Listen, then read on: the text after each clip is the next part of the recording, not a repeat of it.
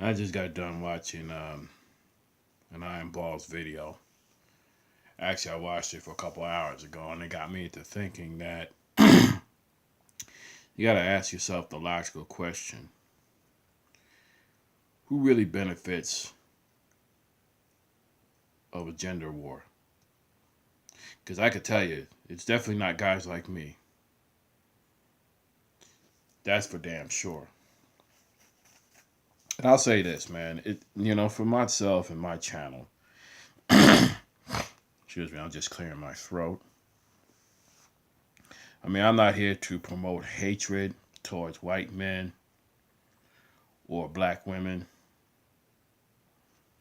or any other nationalities. That I can tell you right now. But you got to ask yourself the logical question. You know, why is it the fact that you got this gender war? Now, we understand that you got black men and black women that can no longer get along with each other, and that's just reality. And it's just the facts. And, that part I understand completely. 9 times out of 10, most white men and women of Caucasian don't get along. So then I have to ask yourself the logical question. I mean, when you women join this feminist movement nonsense, what did you benefit from? The inquiring minds wants to know. And don't get me wrong, yes, they are still black men marrying the black women. Don't get me wrong about that. I mean, the numbers do speak for itself. And yes, we do have interracial dating. And that's just reality. Because I'm definitely not going to sit up here and try to benefit off of this gender war. And a lot of this gender war, and we all know the elites know the question of this. And I think the elites are definitely part of the problem. Well, I'm not going to call them elites. I'll call them white liberals, because we all know that they like to promote this type of nonsense.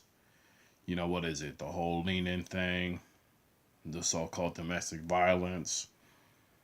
It's funny how they promote these women, and yet they don't want to sit up and encourage the young men of this society today. I mean, I get it. I mean, for myself, don't get me wrong. Yeah, I want to make love to a beautiful woman. See her body naked and all that other stuff. Don't get me wrong. But a lot of it's the fact that I have to accept the fact that a lot of these women, and including some of these North American men, are just brainwashed and stupid. And are simped out, idiots that continue to promote this gender war. And I was watching, what was it? The whole, what was it? Love and Hip Hop. I was watching it because I was kind of bored, but we all know that Love and Hip Hop is nothing more than a bunch of garbage show anyway, a garbage reality show. And it's funny that how you individuals like to sit there and be slaves. But to you men out there, you really do have the power to make a decision whether you want to marry these women or not. And that's just reality. You do have that power and luxury. It's just a lot of you men need to understand this.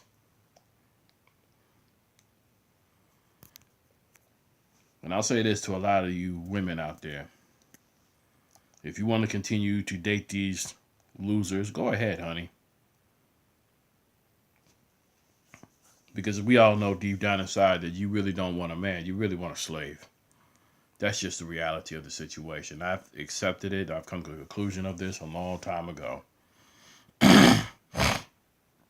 So whenever you see these women going around here making videos, complaining about men, just remember, a lot of these women, they can't look themselves in the mirror. And that's just the reality of it. Because there's going to be some things that she's not going to want to really say. And like I said, I'm not here to promote no hatred or nothing. It's just, I've come to the conclusion of reality that I'm not going to change a female's mind. I'm done with that. So I'm just going to try to live my life the way I need to accordingly. And sometimes things ain't gonna work out the way they want to, but they do work out in the end. And as they say, cooler heads do prevail. So like I said, you gotta ask yourself the logical question: who's really benefiting from this gender war? And then you have to question these people that have gotten married to these women, even these black women, because I know that some of them have a tendency to be simped out so much that you got to ask yourself the real logical question: who's really wearing the pants in the household?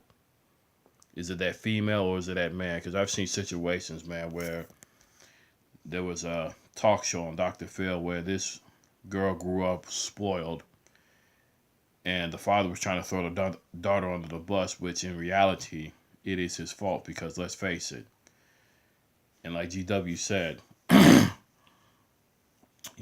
he made a valid point. You really want to pay attention to the relationship between the daughter and father, because that's going to play a huge key, and that's just reality. That's the key. If she starts to manipulate the father and the father goes along with it, that's a woman you don't want to marry. But if she's submissive towards that father, then that's going to be the huge difference right there. The whole obedience thing, and like I said, I think that O'Shea really hammered that home. And like I said, I remember seeing a woman walking around with a T-shirt that says "I'm no one's property." Okay, well, I'll tell you one thing. To all you North American women out there, black, white, Chinese, or any other nationality, it's gonna come down to obedience. If you're not being obedient towards me, once again, I'm gonna show you.